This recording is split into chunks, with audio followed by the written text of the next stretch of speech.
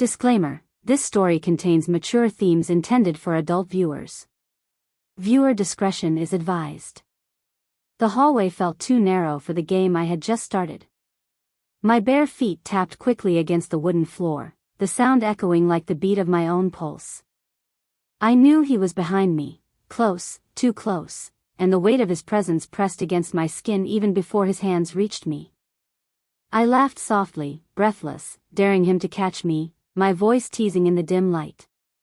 The air was heavy, charged, as though the walls themselves were holding their breath, waiting. Every flicker of shadow seemed alive, every heartbeat louder than the last. Then, in one sharp moment, the chase ended. His arms closed around me, pulling me back until I felt the solid door against my spine. My laughter caught in my throat. The sudden stillness wrapped around us like a secret.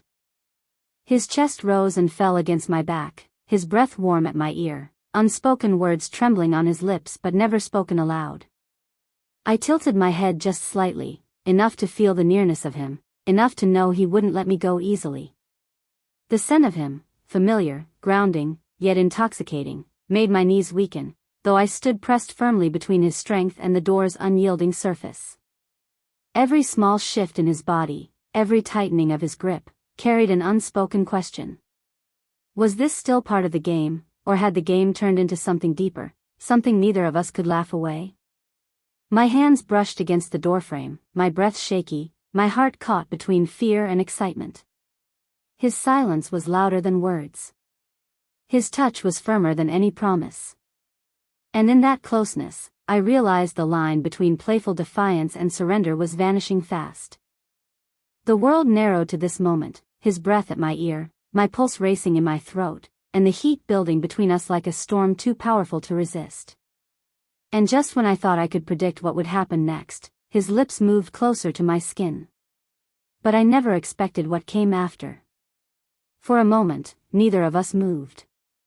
The silence wasn't empty, it was alive, pulsing with everything we weren't saying.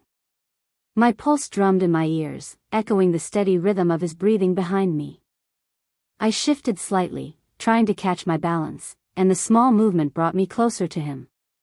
His chest brushed against my back, solid and warm, and the accidental touch stole the breath from my lungs. My fingers curled against the doorframe as if holding on could ground me. Still trying to escape, he whispered, his voice low, teasing, so close it stirred the tiny hairs at the nape of my neck. I should have answered, but the words refused to come. Instead, I turned my head just enough to catch the flicker of his eyes in the dim light. The look he gave me wasn't playful anymore. It was sharper, deeper, like he was daring me to push away, knowing I wouldn't. His hand moved slowly, deliberately, brushing against my wrist before sliding upward, pausing just long enough for me to feel the heat building in my skin. Every accidental touch seemed intentional now. Every inch between us felt charged. I tried to laugh again, to remind myself this was just a game, but my voice broke too softly, betraying me. His answer was a faint smile, the kind that barely touched his lips but lingered in his eyes, making it impossible to look away. The tension curled tighter with each second, every breath pulling us closer to something neither of us had named. His thumb traced a light circle on the back of my hand, and that small gesture felt more dangerous than anything else. I leaned into the door, as though distance could save me, but he followed, closing the space with quiet insistence. His breath brushed my ear again, slower this time, deliberate. My knees weakened, but I didn't move. I couldn't. The air between us thickened, every heartbeat louder, every silence heavier. I knew something was shifting, something about to tip past the edge of play into a place we couldn't step back from. And in that charged stillness, I realized, the game was already over. The door felt cold at my back, yet every part of me was burning. He was so close that the air between us barely existed, and still, he leaned in further, pressing the silence tighter, wrapping it around us like a secret no one else could hear. I told myself to stay still, to hold my ground, but my body betrayed me. My head tilted slightly toward his, my breath shaky, my heartbeat uneven. I wanted to resist, but the warmth of him behind me made resistance feel impossible. His fingers brushed against my arm, light enough to feel accidental, heavy enough to leave sparks in their wake. My skin tingled where he touched, every nerve alive, waiting for the next move. He hesitated, just long enough for me to hope he might stop, then closed the distance again, his presence pressing into mine like a question I wasn't ready to answer. "Say the word," he murmured, his voice rougher now, carrying the weight of everything unspoken. The sound vibrated through me, low and certain, a dare more than a request. I tried to breathe evenly, but the rhythm faltered. My lips parted as though a response would come, but nothing formed. His gaze caught mine in the reflection of the shadowed glass panel near the door, and the intensity there nearly undid me. It wasn't just play anymore. It was something deeper, sharper, more dangerous. The longer I stood there, the less it felt like a game of running and chasing, and more like a cliff we were standing on together, one step away from falling. My hand lifted, almost without my permission, resting against the doorframe. His followed, covering mine, trapping it there, not forcefully, but with a kind of finality that left no doubt. The weight of his palm over mine, the steady heat of his body so close, felt like a choice being made in silence. I closed my eyes for a heartbeat, trying to steady myself. But when I opened them again, he was still there, unrelenting, waiting. And in that suspended moment, trembling between restraint and surrender, I realized, neither of us could hold back much longer. The world had shrunk to the space between his breath and mine. Every inhale drew him closer, every exhale carried the weight of restraint stretched to its breaking point. The door behind me was unyielding, but his presence was even stronger, pressing in until I couldn't tell where my resistance ended and his persistence began. His hand still pinned mine against the frame, fingers curling just enough to remind me how little room I had to move. My other hand hovered in the air before finding the curve of his shoulder, steadying myself against the tension winding tighter between us. "Still running?" he whispered, and this time his voice was darker, edged with something that left my pulse stumbling. I wanted to answer with defiance, but the word caught in my throat. Instead, my breath came in a rush, my lips parting, betraying me. His eyes narrowed as if he caught the shift, as if he knew I wasn't pulling away anymore. The heat rose higher with every second. His chest pressed against my back, firm, steady, until I felt caged in the best possible way. My pulse hammered in my throat, in my wrists, everywhere his touch hovered close but not close enough.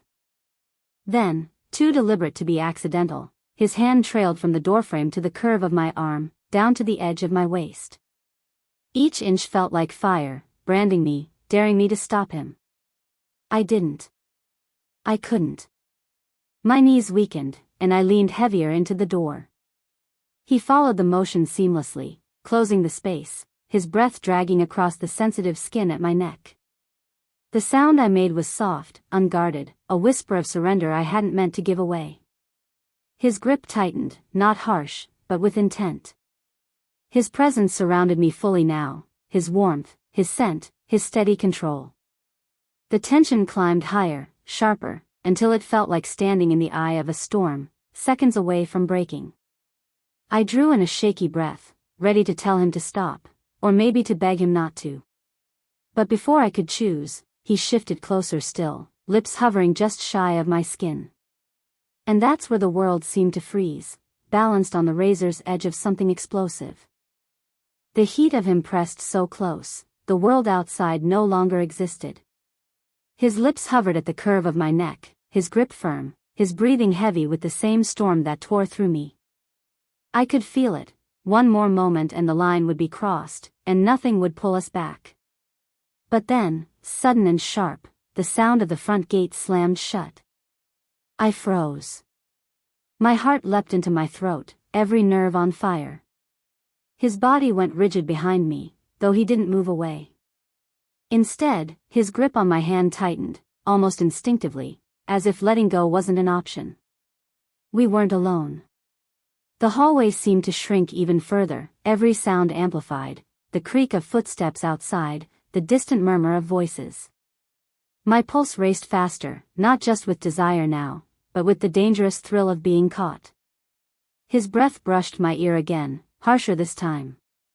"Don't move," he whispered, the command low, urgent. I wanted to protest, to remind him that this had been a game, a chase, nothing more. But the words withered on my tongue.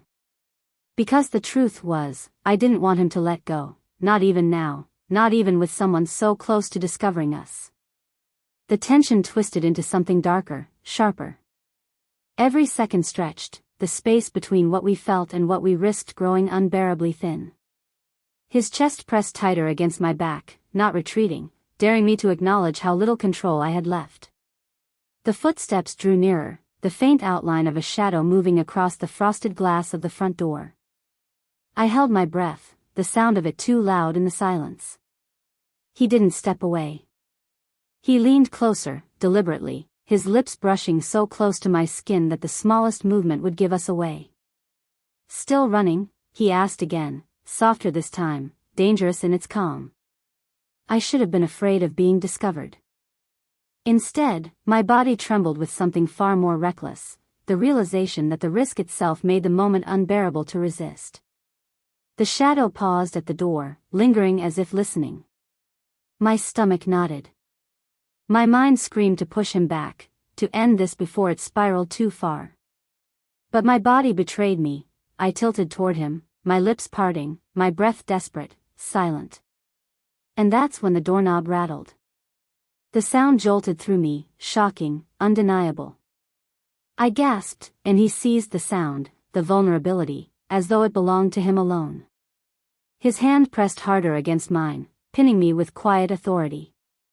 His eyes burned into mine, daring me not to surrender completely. The door began to open. And in that razor-thin second, caught between exposure and surrender, I knew, whatever happened next would change everything. The doorknob turned, the hinge groaned, and for a breathless instant I thought the world would collapse around us. But he didn't move. Instead, he pressed even closer, trapping me between his strength and the wooden door. My gasp was swallowed in the heat of his nearness, and suddenly the fear of being caught gave way to something far more reckless, desire that could no longer be denied. The door cracked open, just enough for light to spill into the hallway. A voice called out faintly, casual, unaware. And yet in that fragile space, something inside me shattered. I stopped resisting. I stopped running. My hand turned under his, fingers intertwining, not trapped anymore but holding him just as tightly. His breath broke against my neck, sharp and ragged, no longer controlled. Every wall between us crumbled in that single, daring choice. He caught my gaze in the reflection of the glass, eyes burning with triumph and relief, and in that instant, the tension that had coiled for so long finally snapped. The air surged with release, raw, unrestrained, inevitable. I had given in completely. The door outside shut again, footsteps retreating, the danger passing as quickly as it had arrived. But the danger inside, between us, was only just unleashed. I turned toward him, finally facing him fully, and what I saw left me breathless. The man who had cornered me with such certainty now looked just as undone, his restraint stripped away. His hands trembled against my skin, not from hesitation but from the intensity of finally holding what he had chased so fiercely. The storm broke then, everything we had been circling, everything we had denied, crashing down in one unstoppable wave. It was raw, it was consuming, it was everything we had fought against and failed to resist. And just when I thought I understood what surrender meant, when I thought the climax had left no room for surprise, he leaned close, lips at my ear, and whispered a single truth that froze me where I stood. I wasn't chasing you. I was running too. The words shattered me. Because in that moment, I realized I hadn't been cornered at all. I had been caught by someone just as desperate to be caught. And that changed everything. The echo of his words, I was running too, hung in the air like smoke, impossible to ignore, impossible to erase. My breath caught, my body still trembling from everything that had just torn through me. For the first time, I turned fully into his arms, no barriers, no games left to play. His eyes searched mine, fierce yet vulnerable, like a man stripped of all defenses. What I saw wasn't victory. It wasn't conquest. It was the same desperate hunger I felt, an ache that had chased us both until neither of us could deny it anymore. The hallway around us felt different now, quieter, heavier, as if it had witnessed something it wasn't meant to see. My back still tingled from the door's press, my lips still parted from the words I never managed to say. But none of it mattered. We were here. Together. And there was no more running. His hand rose, slower this time, deliberate. He cupped my cheek, thumb brushing along my skin as though memorizing the moment. The intensity hadn't vanished, it had only shifted, softened into something deeper, stronger. A flame no longer wild but steady, burning low and hot, impossible to put out. I leaned into his touch, feeling the weight of surrender settle into me not as defeat, but as release. And in that closeness, I realized we hadn't lost control at all, we had found it in each other. The silence between us was thick, but it wasn't empty anymore. It was full of promises, of unspoken truths that needed no words. His lips hovered close, and though they finally met mine, it wasn't the fire of the chase anymore. It was the fire of something we both knew would never fade. The game was over, yes. But the fire we had lit, that daring, dangerous, unforgettable fire, would linger long after the last shadow left the hallway. And as I closed my eyes, giving in completely, one truth burned brighter than the rest: sometimes surrender isn't the end. It's the beginning.